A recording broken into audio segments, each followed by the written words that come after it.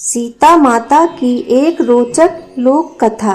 यह कहानी सीता माता कहती थी और श्री राम इसे सुना करते थे।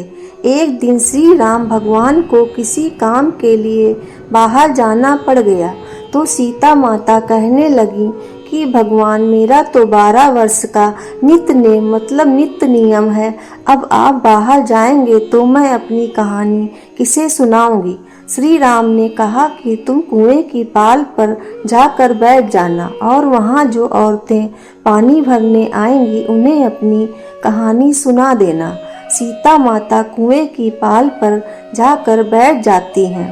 एक स्त्री आई, उसने रेशम की जरी की साड़ी पहन रखी थी और सोने का घड़ा ले रखा था। सीता माता उसे देख कहती हैं कि बहन, मेरा 12 वर्ष का नित्य नेम सुन लो। पर वह स्त्री बोली कि मैं तुम्हारा नित्य नेम सुनूंगी तो मुझे घर जाने में देर हो जाएगी और सास मुझसे लड़ेगी। उसने कहानी नहीं सुनी और चली गई। उसकी रेशम की जरी की साड़ी फट गई, सोने का घड़ा मिट्टी के घड़े में बदल गया। सास ने देखा तो पूछा कि ये किसका दोष अपने सिर लेकर आ गई है।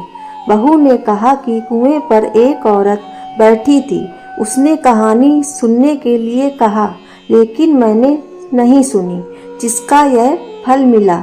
बहू की बात सुनकर अगले दिन वही साड़ी और घड़ा लेकर सास कुएं की पाल पर गई। सास को वहीं माता सीता बैठी मिली तो माता सीता ने कहा कि बहन, मेरी कहानी सुन लीजिए। सास बोली कि एक बार छोड़, मैं तो 4 बार कहानी सुन लूंगी। तो कहानी इस प्रकार थी सीता माता की। राम आए लक्ष्मण आए, देश के पुजारी आए, नित्य नेम का नेम लाए। आओ राम बैठो राम, तपी रसोई जियो राम, माखन मिश्री खाओ राम, दूध बतासा पियो राम, सूत के पलका मोठो राम, साल दुसाला पोठो राम, साल दुसाला ओढ़ो राम। जब बोलूं जब राम ही राम, राम संवारे सबके काम, खाली घर भंडार भरेंगे, सबका बेड़ा पार करेंगे। श्री राम जय जय राम। सास बोली कि बहन, कहानी तो बहुत अच्छी लगी। कहानी सुनकर सास चली गई और उसकी साड़ी फिर से रेशम जरी की बन गई। मिट्टी का घड़ा फिर से सोने के घड़े में बदल गया। बहू कहने लगी, सासू माँ, आपने सब कैसे किया।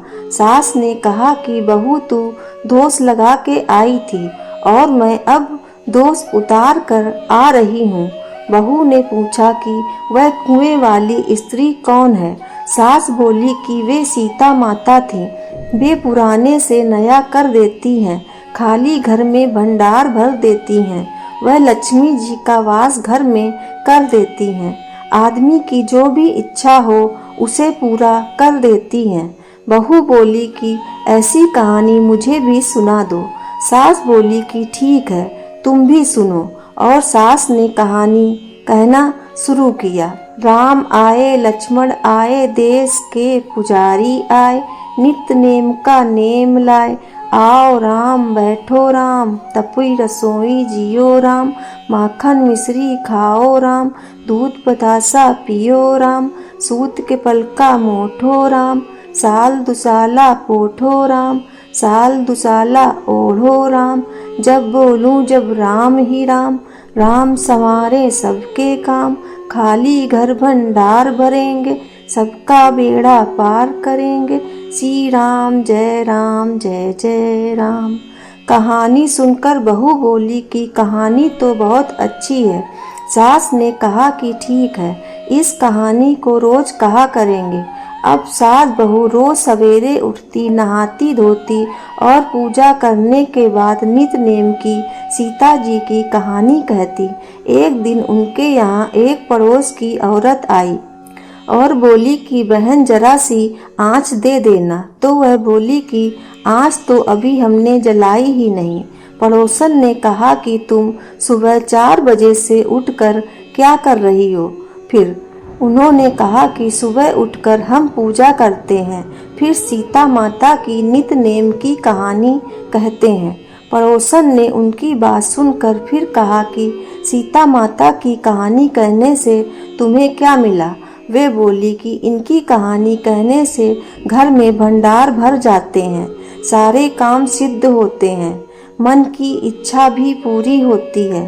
पड़ोसन कहती है कि बहन ऐसी कहानी तो मुझे भी सुना दो फिर। वह बोली कि ठीक है, तुम भी यह कहानी सुन लो।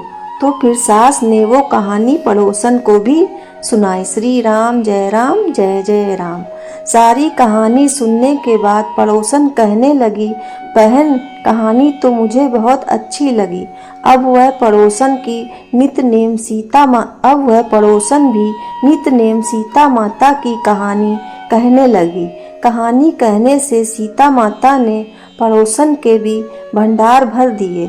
अब तो पूरे मोहल्ले में नित्य नेम की कथा चल पड़ी। हर किसी की मनोकामना पूरी होने लगी।